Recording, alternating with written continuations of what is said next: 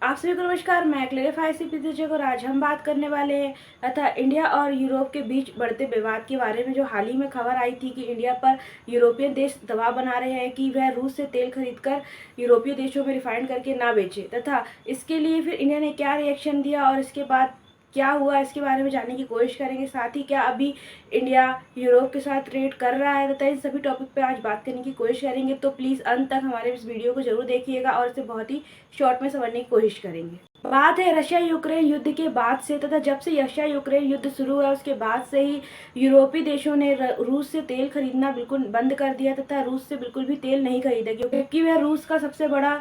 तेल आयात का उपभोक्ता था। बात है अगर भारत देश की, तो भारत देश रशिया यूक्रेन युद्ध से पहले ही रूस से तेल खरीदता था, लेकिन बहुत ही कम मात्रा में तेल खरीदता था। लेकिन जब से रशिया यूक्रेन वॉर शुरू हुई है उसके बाद से भारत बहुत अधिक मात्रा में रशिया से तेल खरीद रहा है, और उसे मतलब माना जाए कि सबसे बड़ा आयात का उपभोक्ता जो है वो भारत ही बना हुआ है रूस से तेल खरीदने के मामले में। और साथ ही भारत रूस से तेल तो खरीद रहा है, लेकिन उसे यूरोपियन देशों में बेच भी रहा है। साथ ही एक प्रकार से हम ये भी कह सकते हैं कि रूसी ऑयल भारत के द्वारा यूरोपियन देशों में पहुंच रहा है, और ये बात यूरोपियनों को पसंद ही नहीं आ रही है, क्योंकि यूक्रेन रशिया के युद्ध से पहले यूरोपियन देश बहुत अधिक मात्रा में रूस से ऑयल खरीदा करते थे, क्योंकि यूरोपियन देश बहुत अधिक बड़े उपभोक्ता है ऑयल और ईंधन के मामले में। उन्हें सबसे ज़्यादा ऑयल लगता है, और ये पहले रूस से बहुत अधिक मात्रा में ऑयल डायरेक्ट खरीदा करते थे, जिससे इन्हें ऑयल सस्ते दामों पर मिल जाता था। लेकिन भारत को ये ऑयल बहुत ही महंगा पड़ता था रशिया से मंगाने पर।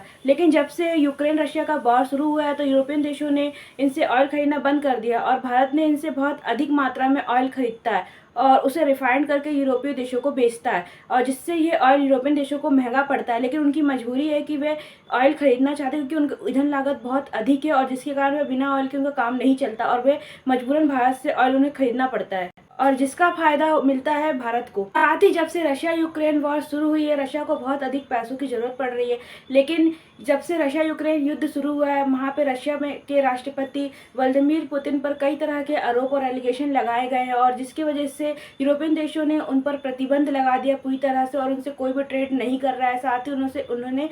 रशिया से कच्चा ऑयल भी लेना बंद कर दिया है। लेकिन इसका फ़ायदा भारत को मिला, और क्योंकि जब रूस का ऑयल बिक नहीं रहा था तो रूस ने उसके दाम बहुत कम कर दिए, और जिससे रूस को क्योंकि पैसों की ज़रूरत थी, और इसी वजह से उन्होंने अपने ऑयल की रेट घटा दिए, और जिसकी वजह से भारत उनसे अधिक मात्रा में ऑयल खरीदने लगा और उन्हें रिफाइंड करके यूरोपीय देशों को बेचने लगा। और ये बात यूरोपीय देशों को हजम नहीं हो रही है, और जिसकी वजह से उन्होंने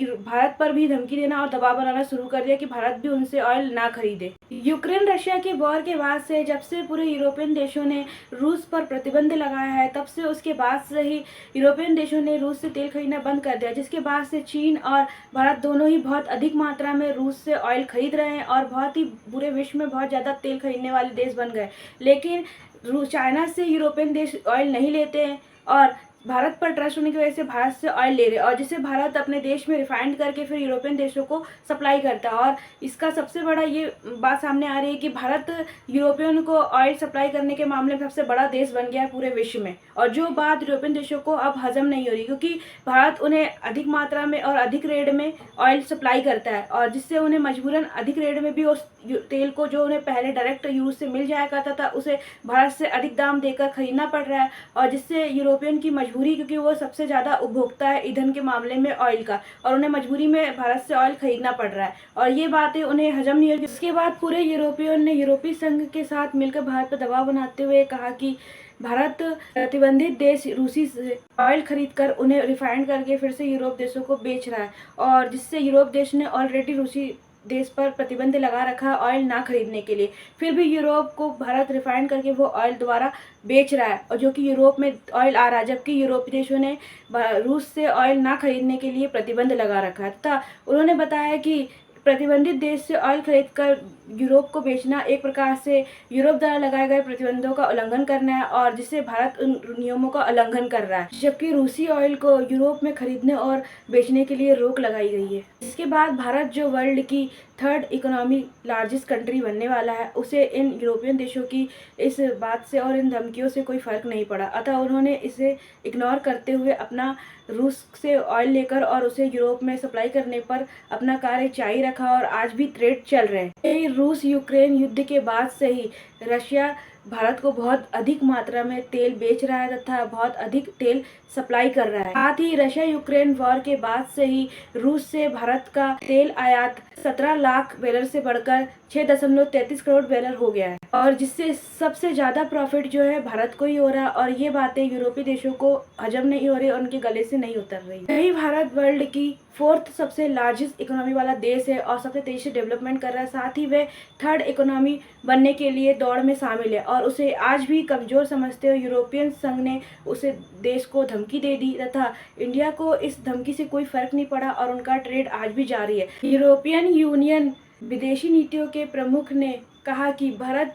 रूस से ऑयल खरीदकर उसे रिफाइन कर फिर यूरोप में बेच रहा है, जो कि रूस पर लगे हुए प्रतिबंधों के ऊपर उनके प्रतिबंधों का उल्लंघन करना है। और साथ ही यूरोपियन प्रतिबंध जो रूस पर लगाए गए इसके उल्लंघन करने के ऊपर हमें भारत देश पर कार्रवाई करनी चाहिए। साथ ही उन्होंने आरोप लगाते हुए कहा कि अगर यूरोप में रूसी ऑयल से बने हुए डीजल और केरोसिन भारत देश से आ रहे हैं तो यह सीधे तौर पर रूस पर लगे हुए प्रतिबंधों के उल्लंघन है, जिसके खिलाफ यूरोपियन संघों को कार्रवाई करनी होगी। क्योंकि अगर भारत रूस से ऑयल खरीद रहा है तो ये तो ठीक है, लेकिन भारत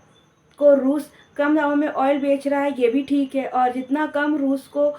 कम दाम मिलेंगे उतना ही अच्छा, और रूस के पास जितना कम पैसा होगा उतना ही अच्छा। लेकिन उसके अपोजिट अगर भारत रूस से ऑयल खरीदकर उसे रिफाइन करके फिर से यूरोपीय देशों को बेच रहा है तो ये एक प्रकार से यूरोपियन नीतियों के खिलाफ है और जिस पर भारत पर कार्रवाई की जानी चाहिए। जिसके बाद भारत पर इन यूरोपियन देशों की धमकी और दबाव के बाद और आपत्तियों से कोई भी फर्क नहीं पड़ा, और आज भी रूस से भारत ऑयल खरीदता है और उसे यूरोपियन देशों में बेच रहा है। अतः उसके बाद यूरोपीय देशों के यूनियन संघ के अधिकारी ने अतः भारत के विदेश मंत्री श्री एस जयशंकर जी से कहा कि आप रूसी प्रतिबंधित देश से ऑयल खरीद रहे हैं और उसे रिफाइन करके फिर से यूरोपीय देशों को बेच रहे हैं, जो कि यूरोपियन देशों के नियमों के उल्लंघन करना है। और ये आप कृपया उनसे ऑयल खरीदकर यूरोप में रिफाइन करके मत बेचें, क्योंकि आप यूरोप नीतियों का उल्लंघन कर रहे हैं। अतः इस पर जवाब देते हुए भारत के विदेश मंत्री श्री एस जयशंकर जी ने कहा कि आप पहले यूरोपियों के एयू नियम को पढ़ के आइए, क्योंकि उसमें कहाँ लिखा कि अगर कोई तीसरा देश प्रतिबंधित देश से ऑयल खरीदता है और कच्चा माल खरीदता है और उसे रिफाइन करके फिर किसी दूसरी कंट्री को बेचता है तो वो तेल उस प्रतिबंधित कंट्री या उस कच्चे माल वाली कंट्री का नहीं होगा, वे कच्चा माल जो कंट्री रिफाइन कर रही है खरीद कर उस देश का होगा। अतः उसके बाद वहाँ उनके यूनियन संघ के प्रमुख अधिकारी का मुंह बंद हो गया, और उसके बाद यूरोपियों ने इस बात को टालते हुए कहा कि हमें सबको साथ में मिलकर रहना चाहिए तथा जिससे देश में पूरे विश्व में शांति बनी रहे। और उसके बाद उन्हें भी ये समझ में आ गया कि भारत विश्व की 4थी सबसे लार्जेस्ट इकोनॉमिक है और जिससे पंगा लेना उनके लिए ठीक नहीं है। और उसके बाद आज भी ट्रेड चल रहे हैं और भारत रूस से कच्चा ऑयल खरीद रहा है और उसे रिफाइंड करके फिर से यूरोपीय देशों को बेच रहा है और यूरोपीय देश उसे खरीद रहे हैं। साथ ही आज का हमारा ये वीडियो इंडिया और यूरोपीय देशों के बीच बढ़ते विवादों और दबाव को लेकर यहीं पे ख़त्म होता है। अगर आपको हमारी जानकारी अच्छी लगी हो तो प्लीज़ हमारे चैनल को सब्सक्राइब कीजिए। साथ ही हमारे इंस्टाग्राम पेज क्लेरिफाई बाय प्रीति को फॉलो जरूर कर दीजिएगा। जब तक के लिए जय हिंद, जय भारत।